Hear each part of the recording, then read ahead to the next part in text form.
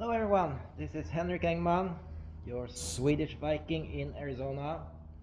I have my metal hat on, so it's time for some tool talk again. And I was thinking that we should look at my little homemade power hammer. Damn, strange light here. But okay, I will switch around my camera here. And yes, I made this little power hammer, planishing hammer. So it's a rotor hammer on top, an old frame from an old planishing hammer, reinforced with some extra 2x2 by 1/8 metal around it, and I have some tooling, some lower dies, very low crown, higher and higher crown. I have a linear stretching die. I've also made thumbnail shrinking dies. I think I made a video here on YouTube also. Otherwise on Facebook I have videos when I use those thumbnail dies and they work really good. But I want to make some more tooling for it. So I am going to try to make some stamping dies like Pullmax style. So if I have this trim piece from my old vintage school bus from '54, but it has on the trim it has this shape here, and I'm gonna see if I can make a tool to stamp that in this little power hammer. So my plan is to make like lower die and upper die, and maybe even try to make so I can make 3 lines instead of 2. So I'm gonna try to make those tools. The thing with my little power hammer compared to a real Pullmax is, yeah, of course, Pullmax is sturdier and it hits even harder.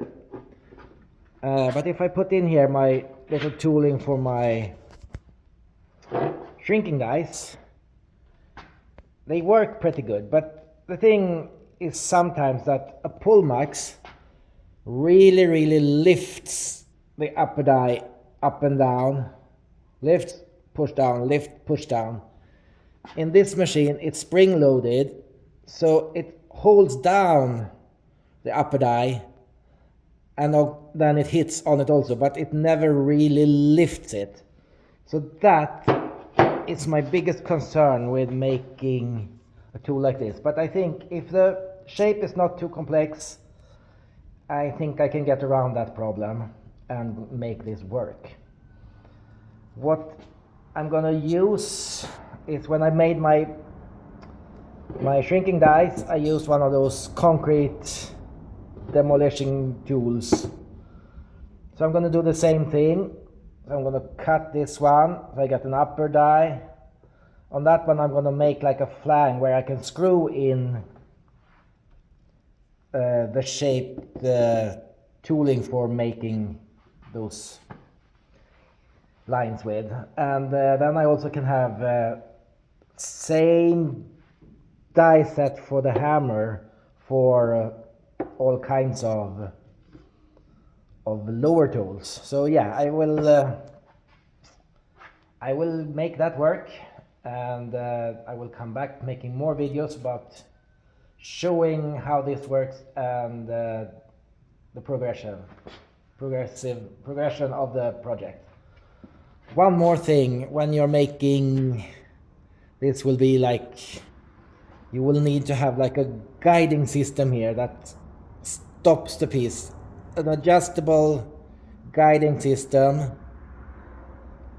So I will have to figure something out how I can bolt in something into my frame here that has an adjustable guide, so you can here, when you put in your metal this way, it has a guide here, so you get straight lines, straight and nice lines.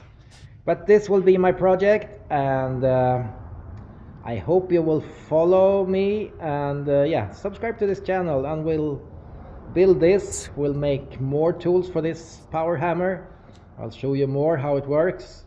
I will also use my English wheel, kick shrinker, bead roller, So we'll make videos of how to make sheet metal pieces, and I'll also try to explain what happens in the metal while you're doing something.